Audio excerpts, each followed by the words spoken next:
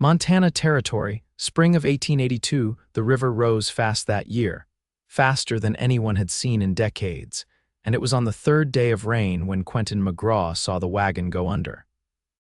He was just past the bend by Cotton Ridge, riding back from delivering supplies to the mining camp, when the surge of Bitterroot River caught his eye brown and wide, pulling trees and fence posts like they were twigs.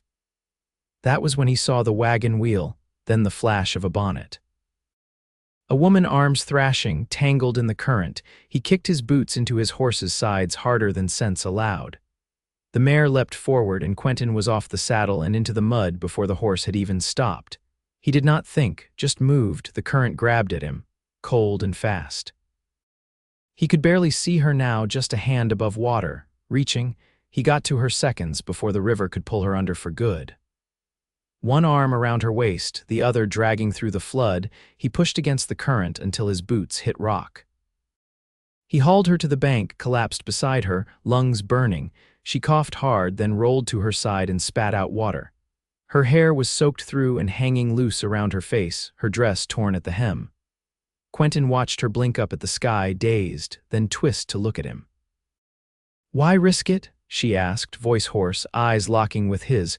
Quentin was still breathing hard, heart pounding against his ribs.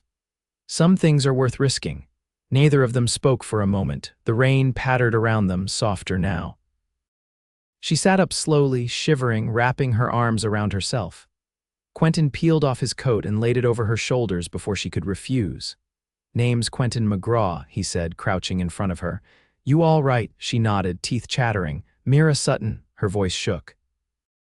"My brother's wagon. It tipped. He was ahead of me. I do not know if he saw me go under."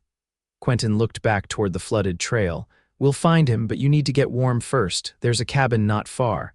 He helped her to her feet, careful not to touch more than her arm. Mira was tall, strong-boned, the kind of woman who did not ask for help unless she needed it.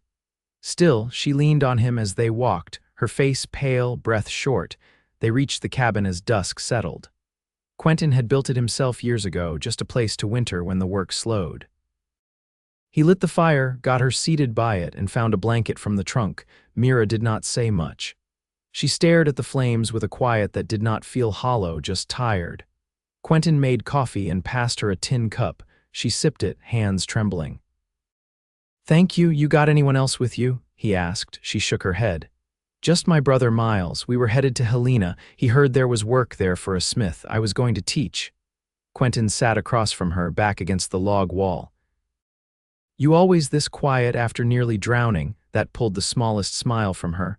"Only when strangers save my life." "Not a stranger anymore," he said, tipping his hat back. "You all right enough to ride tomorrow? We can go find your brother." She nodded. "I need to." They slept in shifts. Mira took the cot.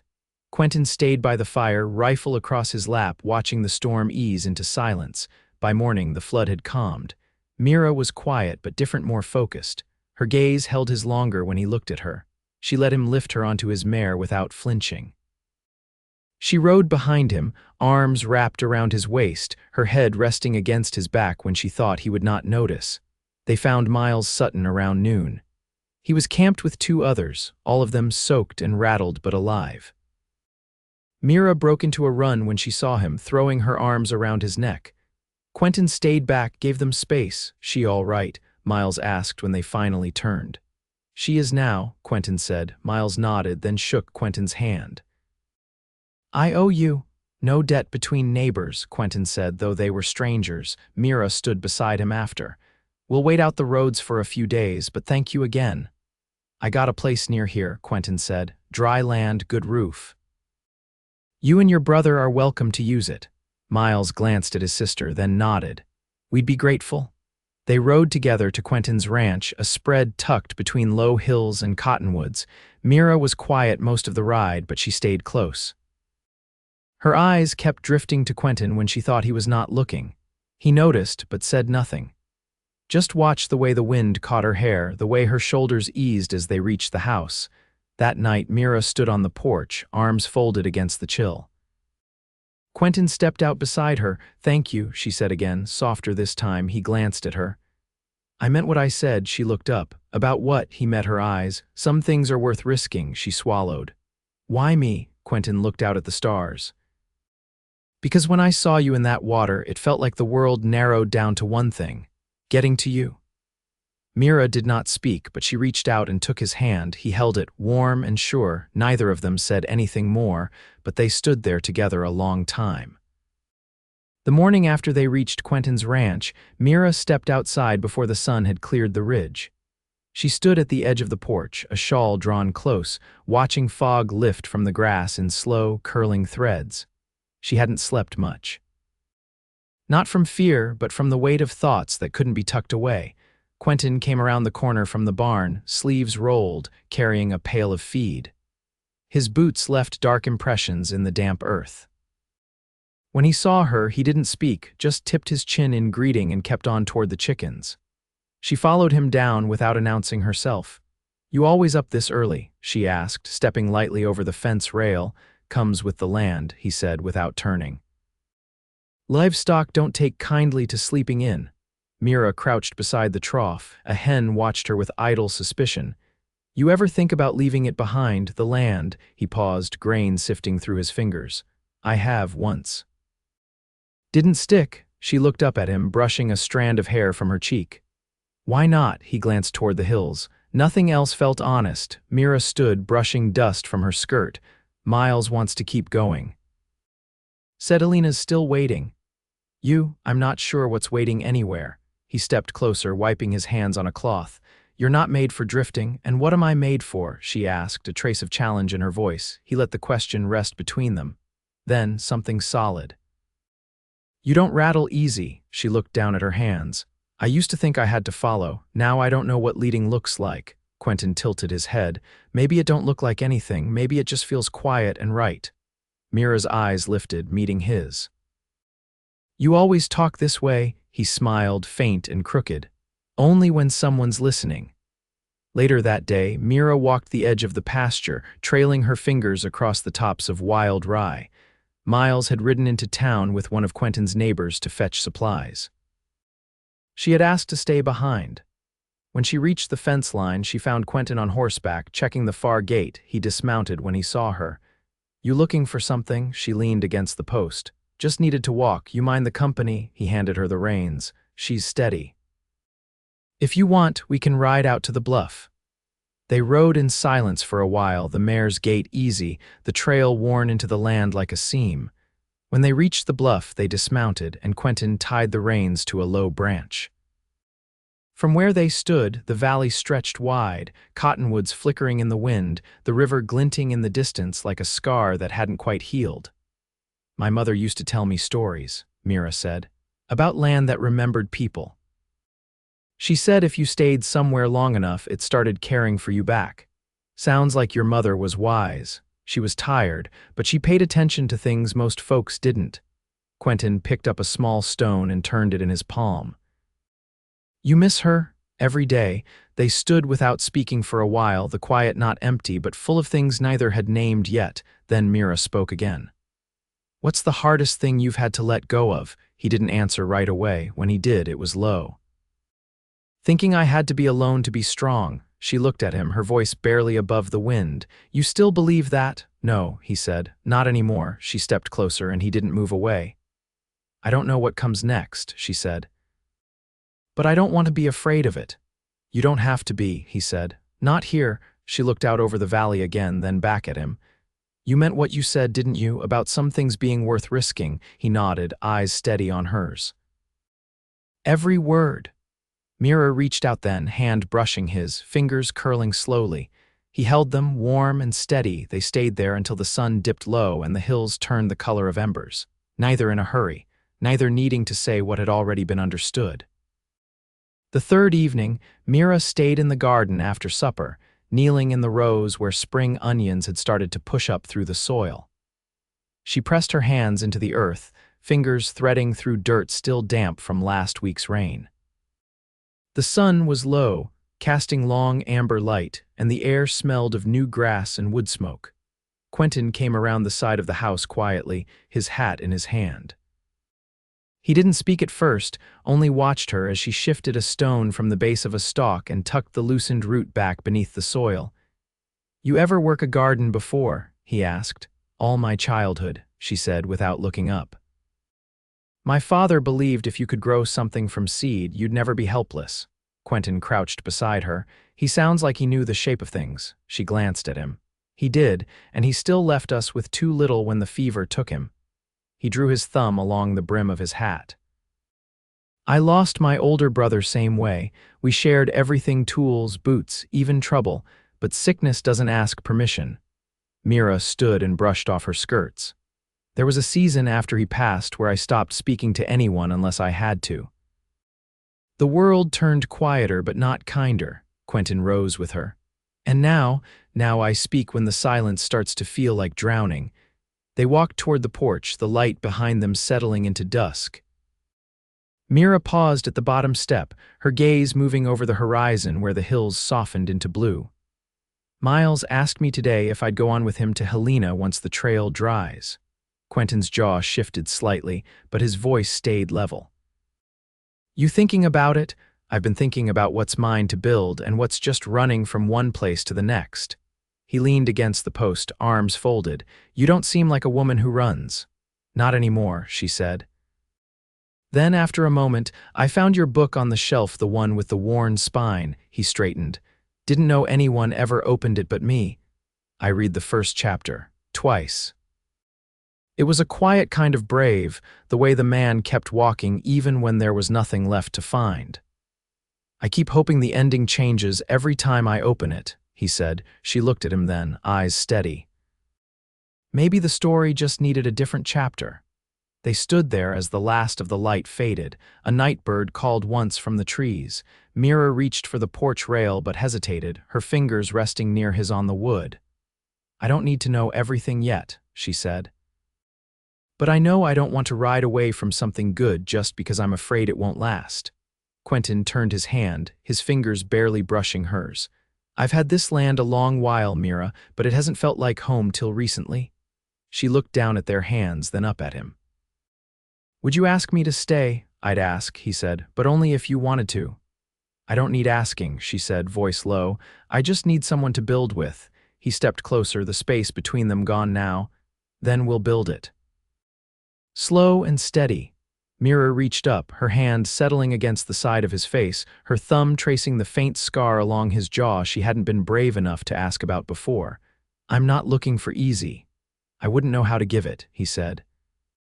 Her mouth met his then, quiet at first, like something unfolding between them they didn't want to break. When they parted, her forehead rested against his.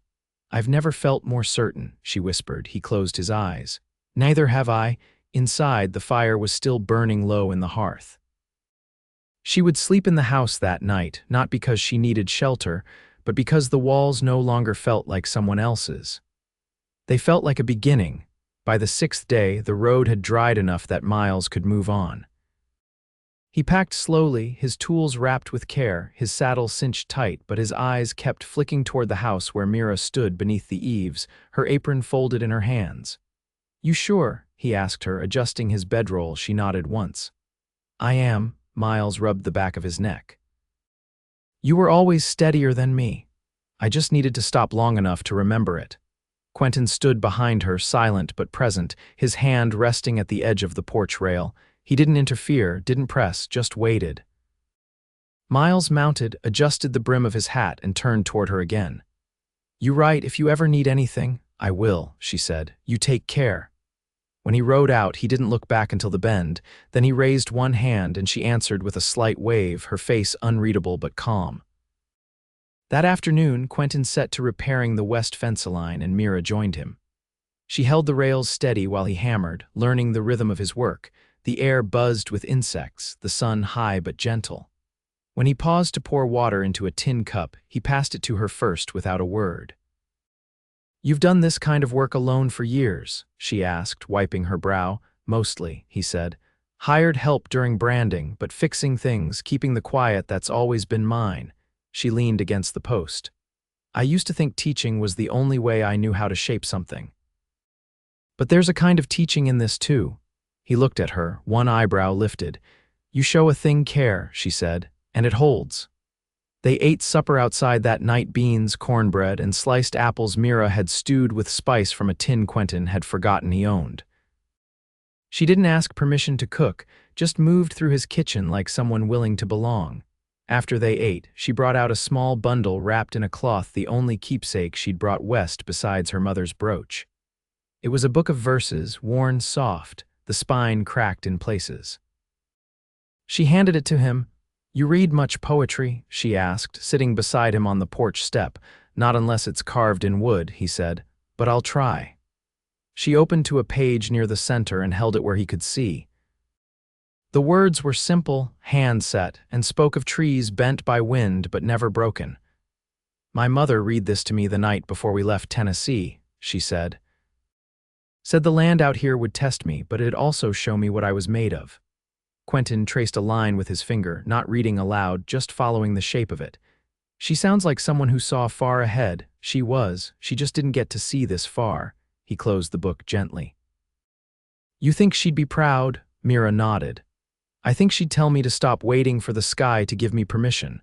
He looked over at her, the lines of his face soft in the lantern light. Then what's next? She didn't answer right away. Instead, she reached for his hand, not tentative, not uncertain, just sure. I'd like to stay, Quentin, if you'll let me work beside you. His grip tightened slightly around hers. It's not about letting you, I want you here. She leaned her head against his shoulder. Then I'm home. They sat that way until the lantern burned low and the stars overhead deepened.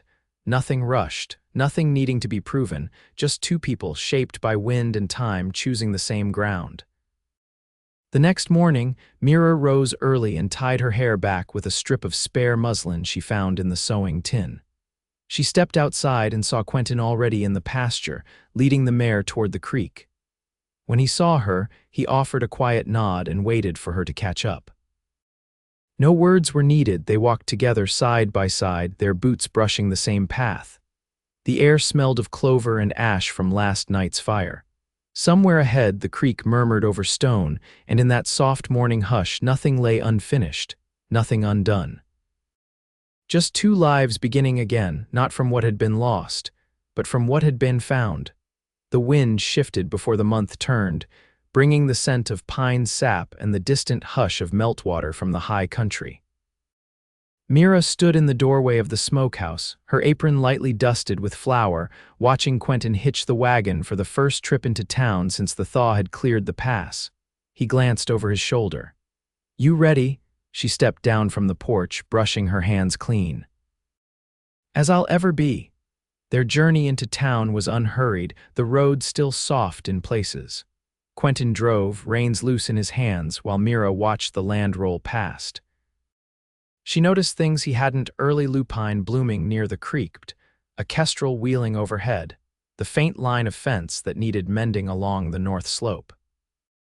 When they reached town, the general store had a new clerk, a quiet woman with hair tucked under a kerchief and a way of folding paper that reminded Mira of the schoolmistress in Nashville who used to mark her lessons with a pressed sprig of lavender. Mira waited while Quentin traded for salt, nails, and tobacco, then followed him to the post. A man stood outside the office, holding a parcel wrapped in oilskin. He tipped his hat to Quentin and nodded toward Mira. You're the one folks have been talking about. Didn't think McGraw'd ever take to company. Quentin's jaw didn't tighten, but there was a pause before he replied. Some company's worth keeping. Mira stepped forward. I'd rather be known for what I build than who I stand beside. But I'll take both. The man blinked, then gave a slow grin and stepped aside. They left town by mid-afternoon, the wagon heavier with supplies and a new stovepipe Mira had insisted on, claiming the old one drew smoke like a drunkard's breath. Quentin didn't argue. He only watched her as she tied the bundles with a length of twine, her hands sure and calm. That evening, back at the ranch, she unpacked the cloth bolts she'd bartered for undyed muslin, deep blue calico, and a length of soft red wool. Quentin leaned against the doorframe as she spread the fabric across the table. You planning to sew for the neighbors? He asked. I'm planning to sew for us, she answered. Curtains for the kitchen, new shirts for you. Maybe a dress that doesn't smell like wood ash. He stepped closer, ran a finger lightly along the edge of the fabric. "I like the one you've got." She looked up at him, a smile just behind her eyes. "You'll like this one better." That night they lay side by side under the quilt she'd restitched by hand, the lamp turned low. Mira turned to face him, her voice quiet. "Do you ever wonder how it would have gone if we hadn't met when we did?" Quentin reached out, brushing her hair back from her temple. "I don't think about what didn't happen, just what did." She rested her hand over his heart. "I used to think peace wasn't something I'd ever feel again, not really. Not in my bones." And now she didn't answer. She didn't need to. She only leaned in, and he met her with the kind of kiss that didn't ask, it promised. When they fell asleep, it was with her head tucked against his shoulder, his arm around her waist, the fire's last ember fading into quiet orange light. Spring passed into summer with the hush of wheat ripening in the fields. Mira planted herbs along the windowsill: sage, yarrow, and sweet basil. Quentin built a second coop and repaired the roof on the south shed. They worked side by side most days, the rhythm of their life settling into something steady and wide like the land itself. One morning, as the sun rose behind the hills, Mira stood barefoot on the porch, holding a letter from Miles. He'd found steady work, was boarding with a family near the foundry, and had taken up sketching again. She read his words aloud to Quentin while he repaired the latch on the screen door. "He says he's found his footing," she said, folding the paper. Quentin nodded.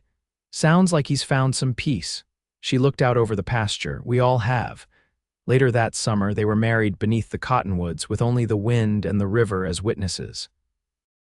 Mira wore the red wool she'd sewn into a dress, and Quentin wore a vest she'd embroidered with his initials along the inside seam, where only she would see.